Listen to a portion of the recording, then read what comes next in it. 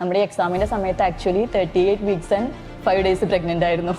എൻ്റെ വീട്ടുകാരൊക്കെ ഞാനിപ്പോൾ പ്രസവിക്കുന്നു പറഞ്ഞ് വെയിറ്റ് ചെയ്ത് നിൽക്കുന്ന ഒരു സമയത്തായിരുന്നു. നമ്മളെ കിട്ടില്ല എന്ന് വിചാരിച്ച് നിങ്ങൾ നിരാശപ്പെടരുത്. നിങ്ങൾക്ക് വേറെ എന്തെങ്കിലും നിങ്ങളുടെ മുന്നിൽ ദൈവം കണ്ടുവച്ചിട്ടുണ്ടാവും. നിങ്ങൾക്ക് വേറെ എന്തെങ്കിലും നിങ്ങൾക്ക് എത്തിപ്പെടാനുണ്ടാവും. അതുകൊണ്ട് നിങ്ങൾ ഇത് തന്നെയാണെന്ന് വിചാരിച്ച് നിങ്ങൾ അവിടെ ഡിസപ്പോയിൻറ്റഡ് ആയി അല്ലെങ്കിൽ നിങ്ങൾ ഡിപ്രസ്ഡ് ആയിട്ട് അവിടെ തന്നെ ഇരിക്കരുത്. നിങ്ങൾക്ക് പറ്റുന്ന വേറെ എന്തെങ്കിലും ഓപ്പർച്യൂണിറ്റീസ് ഉള്ളത് നിങ്ങൾ കണ്ടുപിടിച്ച് അവിടെ നിങ്ങൾ എത്തുക എന്നുള്ളത് ആക്ച്വലി എന്നെ സംബന്ധിച്ച് ചിലപ്പോൾ ഇതായിരിക്കും. അതുകൊണ്ടാണ് ആ സമയത്ത് ഞാൻ അന്ന് ഡള്ളായി അവിടെ ഇരിക്കുമായിരുന്നെങ്കിൽ എനിക്ക് പറ്റില്ലായിരുന്നു.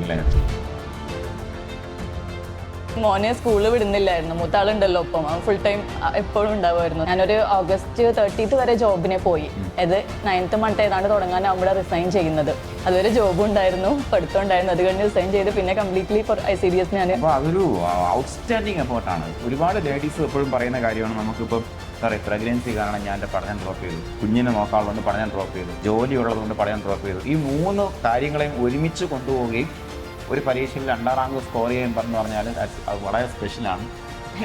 അപ്പോൾ ഉറപ്പായിട്ടും നിങ്ങൾ അയൺ ലേഡിയാണ്, നിങ്ങൾ ICDS സൂപ്പർവൈസർ, നിങ്ങൾ ചൈൽഡ് ഡെവലപ്മെന്റ് പ്രോജക്ട് ഓഫീസർ ആവേണ്ട ആളാണ്.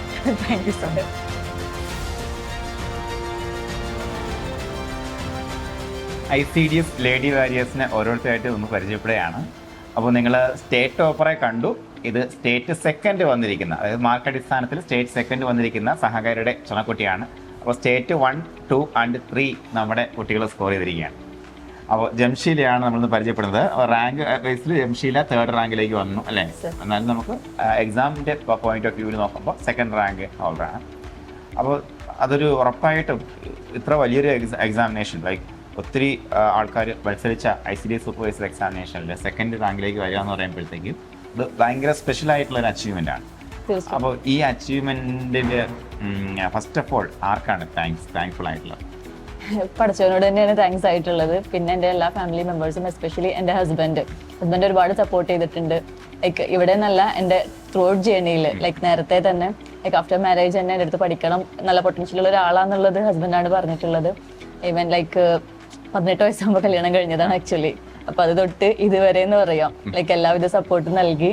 ഈവൻ നമുക്ക് പിള്ളേരൊക്കെ ആവുന്നവരെ തന്നെ പുറത്ത് പോയി പഠിക്കാനും ബാക്കി എല്ലാ കാര്യങ്ങൾക്കും ഒരുപാട് സപ്പോർട്ടായിട്ട് ഫാമിലി ഹസ്ബൻഡും ഒക്കെയാണ് ഫസ്റ്റ് നമ്മുടെ എന്താ പറയാ ബാക്ക് ബോൺ എന്ന് പറയുമ്പോഴത്തേക്കും. തീർച്ചയായും. അപ്പോൾ നമുക്ക് ഈ ഒരു പഠനം എന്ന് പറയുമ്പോഴത്തേക്കും വളരെ നമുക്ക് നോട്ടിഫിക്കേഷൻ ബാക്ക്ഗ്രൗണ്ട് എന്താണ്? ഡിഗ്രി ബാക്ക്ഗ്രൗണ്ട് എന്താണ്? ഞാൻ സൈക്കോളജിയാണ് സർ, BSc സൈക്കോളജിയാണ്. എന്തെങ്കിലും വർക്ക് ചെയ്യുന്നുണ്ടോ? ഇല്ല, ഞാൻ PG കഴിഞ്ഞ് ഹൈദരാബാദ് വർക്ക് ചെയ്യുന്നുണ്ടായിരുന്നു. പിന്നെ അത് കഴിഞ്ഞ് നാട്ടിൽ കൊറോണ ആയിട്ട് വന്നു, മൂത്ത മോനെ ഉണ്ടായി. അത് കഴിഞ്ഞ് ഇവിടെ കോളേജിൽ വർക്ക് ചെയ്യുന്നുണ്ടായിരുന്നു അസിസ്റ്റന്റ് പ്രൊഫസറായിട്ട്. ആ സമയത്താണ് ജോയിൻ ചെയ്ത ഉടനെ നമ്മുടെ നോട്ടിഫിക്കേഷൻ വന്നത്. അപ്പോൾ ആദ്യമായിട്ട് ഞാൻ PSCക്ക് വേണ്ടി അപ്ലൈ ചെയ്ത് ലൈക്ക് ബാക്കിയുള്ള സഹകാരി നമ്മുടെ ഒരു 1 yearന്റെ ഒരു ലോങ് ടൈം ജേർണി ആയിരുന്നു ICDS സൂപ്പർവൈസറിന്റെ. പക്ഷെ സഹകാരിയിൽ ആക്ച്വലി ഞാൻ എത്തിയത് അവർ കൺഫർമേഷൻ കൊടുത്തതിന് ശേഷം നമ്മുടെ ക്രാഷ് കോഴ്സിലോട്ടായിരുന്നു. നമ്മുടെ സിലബസ് മാറി. നമ്മൾ അത്രയും കഷ്ടപ്പെട്ടൊക്കെ പഠിച്ച് പെട്ടെന്ന് വെച്ച് കൺഫർമേഷൻ കൊടുത്ത ഒരു സമയത്തായിട്ട് നമ്മുടെ സിലബസ് ചേഞ്ച് ആയി. അത് ശരിക്കും ഭയങ്കര ചലഞ്ചിങ് ആയിരുന്നു. അത്രയും നമ്മൾ എക്സ്പെക്ട് ചെയ്തിരുന്ന ഒരു 75% നമ്മുടെ സിലബസ് ചേഞ്ച് ആയി. ഒരുപാട് വ്യത്യാസം വന്നിട്ടുണ്ട്. അപ്പോൾ ആ സമയത്ത് എന്ത് ചെയ്യണം എന്നറിയാതെ ചെക്കായിട്ട് നിൽക്കുന്ന ഒരു സമയത്താണ് ഫ്രണ്ട്സ് വഴി സഹകാരിയെ പറ്റി അറിഞ്ഞത്. ഞാൻ യൂട്യൂബ് എടുത്തിട്ട് നിങ്ങളെ കുറച്ച് ക്ലാസ് ഒക്കെ കേട്ടപ്പോൾ ശരിക്കും ഭയങ്കര ഇംപ്രസ്ഡ് ആയി. നല്ല ക്ലാസ് ആയിരുന്നു, ഒരുപാട് നല്ല ക്ലാസ് ആയി, കുറച്ചും ലെങ്തി ആയിരുന്നു. നോട്ട്സും കാര്യങ്ങളും അതിൻ്റെ ലാസ്റ്റ് ആയിട്ട് ക്വസ്റ്റ്യൻസ് വരെ കൊടുക്കുന്നുണ്ട്. അത് കണ്ട് ഇംപ്രസ്ഡ് ആയി ഞാൻ സാറിനെ വിളിച്ചു. അങ്ങനെയാണ് ജോയിൻ ചെയ്തത് ക്രാഷ് കോഴ്സിൽ. ഏകദേശം ഒരു 80-85 ദിവസത്തെ പ്രോഗ്രാമാണ് അവസാനത്തെ ക്രാഷ് കോഴ്സ് എന്ന് പറയുമ്പോഴത്തേക്കും. നമ്പർ ഓഫ് ക്ലാസ്സസ് ഒരു 6 to അത്രയും ക്ലാസ് 1 ദിവസങ്ങളുണ്ട്. ഉണ്ട്. ഞാൻ ആക്ച്വലി 6th day തോന്നുന്നു ഞാൻ ജോയിൻ ചെയ്തത് ക്രാഷ് കോഴ്സും തുടങ്ങിയിട്ട്. അപ്പോൾ അതുവരെയുള്ള ഓരോ ദിവസം 5 വീഡിയോസ് വെച്ചിട്ടുണ്ടായിരുന്നു. ഒരു ഓട്ടായിരുന്നു. നമ്മൾ മൊത്തം വീഡിയോസ് സ്പീഡ് കൂട്ടിയിട്ടും അതുപോലെ തന്നെ നോട്ട്സ് വായിച്ചിട്ടും നോട്ട്സ് എഴുതിയിട്ടും അങ്ങനെ ഒരു ഓട്ടായിരുന്നു ആ സമയത്ത്. പിന്നെ അത് മാത്രമല്ല, ആ സമയത്ത് ഞാൻ പ്രഗ്നന്റ് ആയിരുന്നു. ഞാനൊരു മാർച്ച് മാസമൊക്കെ ആകുമ്പോഴേ പ്രഗ്നന്റ് ആയത്. നമ്മളൊരു എക്സാം എക്സ്പെക്ട് ചെയ്ത് നിൽക്കുന്ന ഒരു സമയമായിരുന്നു. ജനുവരി ഫെബ്രുവരി ഉണ്ടായില്ല. എക്സാം അങ്ങനെ പോസ്റ്റ്പോൺ ചെയ്ത് അങ്ങനെ പോയി. പിന്നെ അത് കഴിഞ്ഞ് മാർച്ച് ആയപ്പോൾ പ്രഗ്നന്റ് ആയി. നമ്മുടെ എക്സാമിന്റെ സമയത്ത് actually 38 weeks and 5 days pregnant ആയിരുന്നു. എൻ്റെ വീട്ടുകാരൊക്കെ ഞാനിപ്പോൾ പ്രസവിക്കുന്നു പറഞ്ഞ് വെയിറ്റ് ചെയ്ത് നിൽക്കുന്ന ഒരു സമയത്തായിരുന്നു എക്സാം ഉണ്ടായത്. ജസ്റ്റ് എന്നെ സംബന്ധിച്ച് എക്സാം എഴുതാൻ പറ്റിയതിന് എനിക്ക് വലിയ ഭാഗ്യം എന്നാ പറയാനുള്ളത്. ആണല്ലേ? ജസ്റ്റിനെ കണ്ടപ്പോ ജസ്റ്റിനെ പറഞ്ഞു എക്സാം കഴിഞ്ഞിട്ട് പോയി ഡെലിവറി ആയിരുന്നു. അതെ, നെക്സ്റ്റ് ഡേ എനിക്ക് പെയിന് തുടങ്ങി. അത് കഴിഞ്ഞ് അടുത്ത ദിവസം രാവിലെ 6 മണിയായപ്പോഴേക്കും കഴിഞ്ഞ് സുഖപ്രസവം പെട്ടെന്ന് കഴിഞ്ഞ്. അപ്പൊ നമ്മള് ആ സമയത്ത് ആ ഒരു സ്ട്രെയിൻ എന്ന് പറയുമ്പോൾ ഭയങ്കര സ്ട്രെയിൻ ആയിരുന്നു. അപ്പൊ അതിനോടൊപ്പം എക്സാം സ്ട്രെയിനും എങ്ങനെ മാനേജ് ചെയ്തായിരുന്നു? എങ്ങനെ മാനേജ് ചെയ്തൊക്കെ എനിക്ക് മോനെ സ്കൂളിൽ വിടുന്നില്ലായിരുന്നു. മൂത്താളുണ്ടല്ലോ ഒപ്പം, അവൻ ഫുൾ ടൈം എപ്പോഴും ഉണ്ടാവുമായിരുന്നു 4 വയസ്സ് വരെ. ഞാനൊരു ഓഗസ്റ്റ് 30th വരെ ജോബിനെ പോയി. അത് 9th മന്ത് ഏതാണ്ട് തുടങ്ങാനാവുമ്പോഴാണ് റിസൈൻ ചെയ്യുന്നത്.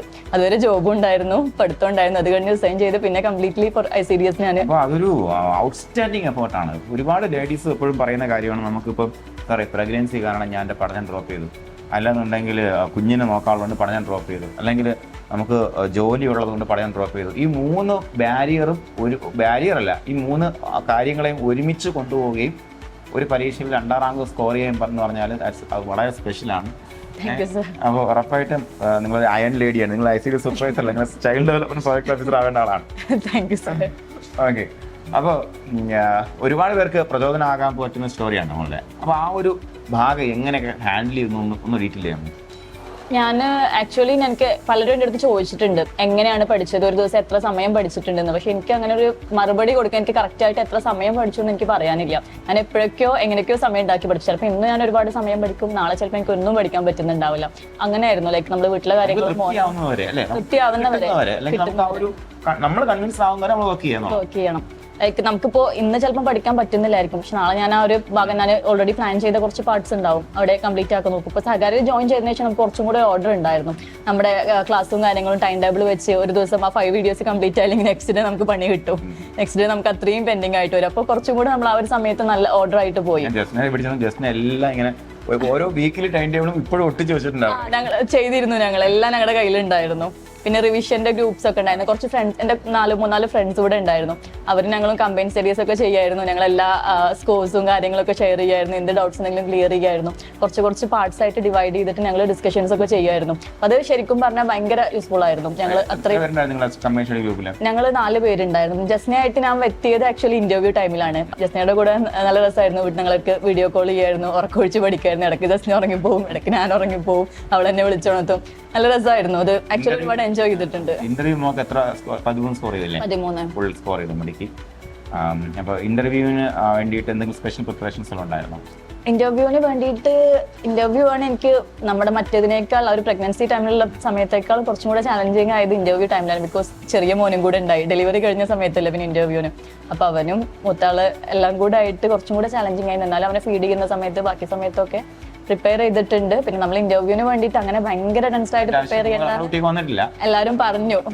എന്നാലും കുറെയൊക്കെ ഇമ്പോർട്ടന്റ് ആയിട്ടുള്ള ടോപ്പിക്സ് ഒക്കെ സിലബസിൽ നിന്ന് നോക്കിയിട്ടുണ്ട്. പിന്നെ കറന്റ് അഫയേഴ്സ് നന്നായിട്ട് നോക്കിയിരുന്നു. അങ്ങനെ ബാക്കി നമ്മുടെ ICDSനെ കുറിച്ച് നന്നായിട്ട് തുറവായിട്ട് പഠിച്ചിരുന്നു. ലൈക്ക് നമ്മുടെ ജോബ് എന്താണ്, റോൾസ് എന്താന്നുള്ളത് കറക്റ്റ് ആയിട്ട് നോക്കിയിരുന്നു. അപ്പോൾ ഈ ഒരു കാര്യം കൂടെ കൃത്യമായിട്ട് നമുക്ക് മനസ്സിലാക്കണം. അതായത് ഒന്ന് നമ്മൾ സൈക്കോളജിയാണ് നമ്മുടെ വിഷയം. അപ്പോൾ നമ്മൾ എക്സാം ഹാളിൽ PSCയുടെ എല്ലാ എക്സാമും എന്ന് പറയുന്നത് മൈൻഡ് ഗെയിമാണ്. ആക്ച്വലി നമ്മുടെ ഒരു സൈക്കോളജി ആയിട്ടുള്ള ഒരു ഗെയിം തന്നെയാണ്. ആ ഗെയിമിൽ നമ്മൾ വിൻ ചെയ്യണം. അപ്പോൾ ആ വിൻ ചെയ്യാൻ വേണ്ടി എന്തെല്ലാം സ്ട്രാറ്റജീസ് നമ്മൾ എടുത്തിട്ടുണ്ടായിരുന്നു? എക്സാം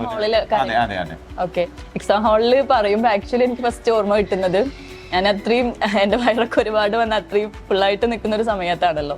ഞാൻ ചെന്ന സമയത്ത് നമ്മുടെ ക്ലാസ്സിലെ സാറിൻ്റെ അടുത്ത് ചോദിച്ചു, സാർ എനിക്കൊരു ചെയർ സംഘടിപ്പിച്ച് തരാമോ, ഈ ബെഞ്ചിൽ ഇരുന്നുകൊണ്ട് എനിക്ക് എത്രത്തോളം സമയം ഇരിക്കാൻ പറ്റില്ല, ബാക്ക് പെയിൻ വരാൻ ചാൻസ് ഉണ്ട് എന്ന് പറഞ്ഞു. അപ്പോൾ അയാൾ പറഞ്ഞു എൻ്റെ അടുത്ത്, നേരത്തെ പറയണ്ടേ മോള്, ഇത്ര മേലെയല്ലേ, എനിക്ക് താഴെ പോയി പെർമിഷനൊക്കെ എടുക്കണം, ഇനിയിപ്പോൾ പറ്റില്ല മോളെ എന്ന് പറഞ്ഞു. എന്നാൽ കുഴപ്പമില്ല എന്ന് പറഞ്ഞിട്ട് ഞാൻ ബെഞ്ചിൽ ചാരി അറ്റത്തോട്ടിട്ട് ചുമരിലോട്ട് ചാരിയിരുന്നു. പിന്നെ നമ്മുടെ എക്സാം എന്ന് പറഞ്ഞാൽ അത്യാവശ്യം നല്ല ടഫായിരുന്നു. പിന്നെ ക്വസ്റ്റ്യൻസ് ഒക്കെ ഭയങ്കര ഡീറ്റെയിൽ ആയിരുന്നു. നമുക്ക് അത്രയും അനലിറ്റിക്കൽ സ്കിൽസ് വേണ്ട ഒരു എക്സാം ആയിരുന്നു. ഒരുപാട് സമയം നമ്മൾ വായിച്ചെടുത്ത് ലാസ്റ്റ് ഒക്കെ ആയപ്പോൾ എനിക്ക് 1 hour കഴിഞ്ഞപ്പോൾ ഞാൻ അറിയുന്നില്ല, അത്രയും സമയം എനിക്ക് ഒരുപാട് ക്വസ്റ്റ്യൻസ് ബാക്കിയായിരുന്നു.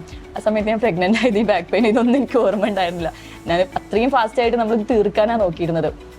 എനിക്ക് പറയുമ്പോൾ എനിക്ക് അതാണ് ഓർമ്മ കിട്ടുന്നത്. പിന്നെ സ്ട്രാറ്റജീസ് എന്ന് വെച്ചാൽ നമ്മൾ സഹകാരി എന്ന് പറഞ്ഞതുപോലെ തന്നെ നമ്മുടെ OMR ഷീറ്റ് വെച്ചിട്ട് പ്രിപ്പയർ ചെയ്തിട്ടുണ്ട്. അത് ആക്ച്വലി നല്ല യൂസ്ഫുൾ ആയിട്ട് തോന്നി എനിക്ക്. അപ്പോൾ നമ്മുടെ കുട്ടികളോട് എന്താണ് പറയാനുള്ളത്? ഞാൻ പറഞ്ഞു JRFന് വേണ്ടി ഞാൻ ഒരുപാട് പ്രിപ്പയർ ചെയ്തിട്ടുണ്ട്. ആ സമയത്ത് ഒരു സാറ് പറഞ്ഞു, എനിക്ക് ഓർമ്മയുണ്ട്, നമ്മൾ കിട്ടില്ല എന്ന് വിചാരിച്ച് നിങ്ങൾ നിരാശപ്പെടരുത്, നിങ്ങൾക്ക് വേറെ എന്തെങ്കിലും നിങ്ങളുടെ മുന്നിൽ ദൈവം കണ്ടുവച്ചിട്ടുണ്ടാവും, നിങ്ങൾക്ക് വേറെ എന്തെങ്കിലും നിങ്ങൾക്ക് എത്തിപ്പെടാനുണ്ടാവും, അതുകൊണ്ട് നിങ്ങൾ ഇതന്നെയാണെന്ന് വിചാരിച്ച് നിങ്ങൾ അവിടെ ഡിസപ്പോയിന്റഡ് ആയി അല്ലെങ്കിൽ നിങ്ങൾ ഡിപ്രസ്ഡ് ആയിട്ട് അവിടെ തന്നെ ഇരിക്കരുത്. നിങ്ങൾക്ക് പറ്റുന്ന വേറെ എന്തെങ്കിലും ഓപ്പർച്യൂണിറ്റീസ് ഉള്ളത് നിങ്ങൾ കണ്ടുപിടിച്ച് അവിടെ നിങ്ങൾ എത്തുക എന്നുള്ളത്. ആക്ച്വലി എന്നെ സംബന്ധിച്ച് ചിലപ്പോൾ ഇതായിരിക്കും, അതുകൊണ്ടാണ് ആ സമയത്ത് ഞാൻ അന്ന് ഡള്ളായി അവിടെ ഇരിക്കുകയായിരുന്നെങ്കിൽ എനിക്ക് പറ്റില്ലായിരുന്നു. പക്ഷെ അന്ന് പ്രിപ്പയർ ചെയ്ത ഒരു 3-4 ക്വസ്റ്റ്യൻസ് പോലും എനിക്കിതിന് യൂസ്ഫുൾ ആയിട്ടുണ്ട്. ആ ഒരു പാട്ട് പോലും ഈ ഒരു എക്സാമിന് വന്നിട്ടുണ്ട്. ഇപ്പോൾ ഹാവിംഗേഴ്സിന്റെ ഏതൊക്കെ ക്വസ്റ്റ്യൻസ് ഒരു 4 ക്വസ്റ്റ്യൻസ് ആയി റിമെമ്പർ, അൽഷിമേഴ്സിന്റെ ക്വസ്റ്റ്യൻ ഒക്കെ ആയിട്ട് നമുക്ക് വന്നിട്ടുണ്ട്. അപ്പൊ അന്ന് പ്രിപ്പയർ ചെയ്ത് ആക്ച്വലി എനിക്ക് ഇപ്പോഴും യൂസ്ഫുൾ ആയിട്ടുണ്ട്, ഒന്നും എനിക്ക് വേസ്റ്റ് ആയിട്ടില്ല. കൃത്യമായിട്ട് മനസ്സിലാക്കിയിരിക്കുന്ന കാര്യം എന്ന് പറയുമ്പോഴത്തേക്കും എപ്പോഴും നമ്മളൊരു 100 മീറ്റർ ഓട്ടം അല്ല നമ്മുടെ ഓരോ വിജയം. ഇതൊരു മാരത്തോൺ അല്ലെങ്കിൽ ഇതിനിടയ്ക്ക് റിലേ റൺസ് ഉണ്ടായിരിക്കും. അവിടെ നിന്നെല്ലാം കിട്ടുന്ന എനർജി നമുക്ക് ഒരു സ്ഥലത്ത് പ്രയോജനപ്പെടും അല്ലേ? തീർച്ചയായും. അല്ലെ, അവിടെ നിന്നെല്ലാം നമ്മൾ അടുക്കിയെടുക്കുന്ന ഒരു നോളജ് ആയിരിക്കും നമുക്ക് എഫക്റ്റീവായിട്ട് വരിക. അപ്പോൾ വിജയം എന്ന് പറയുമ്പോഴത്തേക്കും അതൊരു ഒറ്റ രാത്രി പുലരുമ്പോൾ ഉണ്ടാകുന്ന സംഗതി അല്ല എന്നുള്ള കാര്യം മാത്രം മനസ്സിലാക്കാം. അതിൻ്റെ പറ്റി വലിയ കഠിനാധ്വാനവും കൺസിസ്റ്റൻസിയും. അപ്പോൾ അതിനുള്ള എക്സാമ്പിളാണ് ജംഷീദ. എല്ലാ ഉദ്യോഗാർത്ഥികളും നന്നായിട്ട് ആത്മാർത്ഥമായിട്ട് with a great dream work മുന്നോട്ട് കൊണ്ടുപോവുക. എല്ലാവർക്കും വിജയാശംസ നേരുകയാണ്.